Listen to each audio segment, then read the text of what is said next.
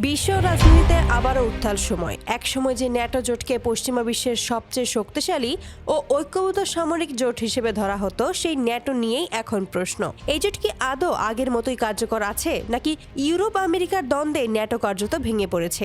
এই প্রশ্নগুলোর কেন্দ্রে রয়েছে যুক্তরাষ্ট্রের সাবেক ও পুনর্নির্বাচিত প্রেসিডেন্ট ডোনাল্ড ট্রাম্প। 2024 সালের মার্কিন প্রেসিডেন্ট নির্বাচনে জয়ী হয়ে ক্ষমতায় বসার সময় ট্রাম্প আমেরিকার জনগণকে আশ্বাস দিয়েছিলেন যুক্তরাষ্ট্র আর অপ্রয়োজনীয় যুদ্ধে জড়াবে না, বিদেশে অর্থব্যয় কমিয়ে দেশের জনগণের উন্নয়নে মনোযোগ দেওয়া হবে, আমেরিকা ফার্স্ট নীতিই হবে তার প্রশাসনের মূল ভিত্তি। কিন্তু ক্ষমতায় বসার পর থেকে ট্রাম্পের কর্মকাণ্ড ঘিরে শুরু হয় ব্যাপক বিতর্ক।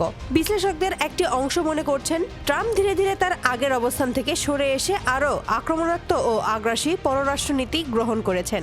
বিশেষ করে ইউরোপ এবং লাতিন আমেরিকার বিভিন্ন অঞ্চলে যুক্তরাষ্ট্রের ভূমিকা নিয়ে প্রশ্ন উঠতে শুরু করে। সবচেয়ে বেশি আলোচনায় জন্ম দেয় ভেনেজুয়েলা ইস্যু। সমালোচকদের দাবি, ট্রাম্প প্রশাসনের সরাসরি হস্তক্ষেপে ভেনেজুয়েলার অভ্যন্তরীণ রাজনীতিতে অস্থিরতা আরও বেড়ে যায়। যদিও এই বিষয়ে যুক্তরাষ্ট্রের পক্ষ থেকে আনুষ্ঠানিক ব্যাখ্যা দেওয়া হয়, তবুও আন্তর্জাতিক মহলে বিষয়টি নিয়ে তীব্র সমালোচনা হয়। অনেকে এটিকে একটি স্বাধীন রাষ্ট্রের সার্বভৌমত্বে হস্তক্ষেপ হিসেবে দেখেন। এরপর আসে গ্রিনল্যান্ড প্রসঙ্গ। ডেনমার্কের স্বায়ত্তশাসিত অঞ্চল গ্রিনল্যান্ডকে ঘিরে ট্রাম্পের মন্তব্য ইউরোপীয় রাজনীতিতে নতুন করে উত্তেজনা তৈরি করে।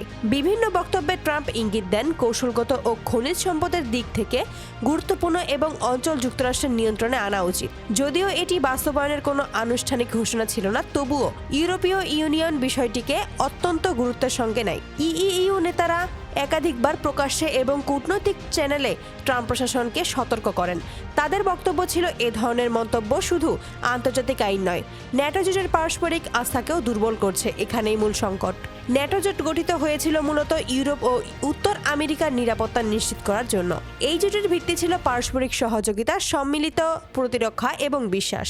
কিন্তু সমালোচকদের মতে ট্রাম্প প্রশাসনের একতরফা সিদ্ধান্ত ও কড়া বক্তব্য সেই বিশ্বাসে বড় ধরনের ফাটল ধরিয়েছে।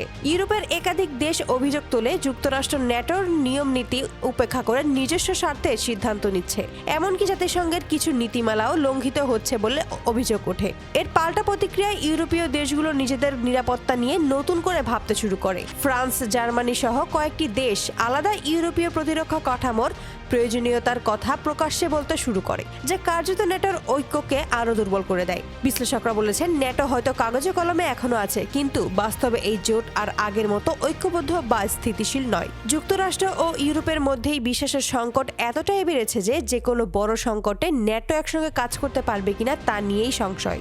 রাজনৈতিক বিশ্লেষকদের একটি অংশ এটিকে ন্যাটোর নীরব পতন বলেও আখ্যা দিচ্ছেন। তাদের মতে এটি হঠাৎ ভেঙে যাওয়ার ঘটনা নয়, বরং দীর্ঘদিনের টানাপোড়েনের ফল। অন্যদিকে ট্রাম্প সমর্থকরা বলছেন, ট্রাম্প আসলে আমেরিকার স্বার্থকে অগ্রাধিকার দিচ্ছেন, আর এতদিন ইউরোপ যুক্তরাষ্ট্রের ওপর অতিরিক্ত নির্ভরশীল ছিল। ন্যাটোকে নতুনভাবে সাজানোই তার লক্ষ্য। তবে প্রশ্ন থেকেই যায়, এই নতুন পথে গিয়ে পশ্চিমা বিশ্ব আরও নিরাপদ হচ্ছে নাকি আরও বিভক্ত? সব মিলিয়ে বলা যায়, ন্যাটো জোট আজ এক গভীর সংকটের মধ্য দিয়ে যাচ্ছে। এটি আনুষ্ঠানিক ভাঙন না হলেও রাজনৈতিক ও কৌশলগতভাবে জোটটি যে বড় ধরনের অস্থিরতার মুখে, তা অস্বীকার করার উপায় নেই। এই পরিস্থিতি ভবিষ্যতে বিশ্ব রাজনীতিকে কোন দিকে নিয়ে যাবে?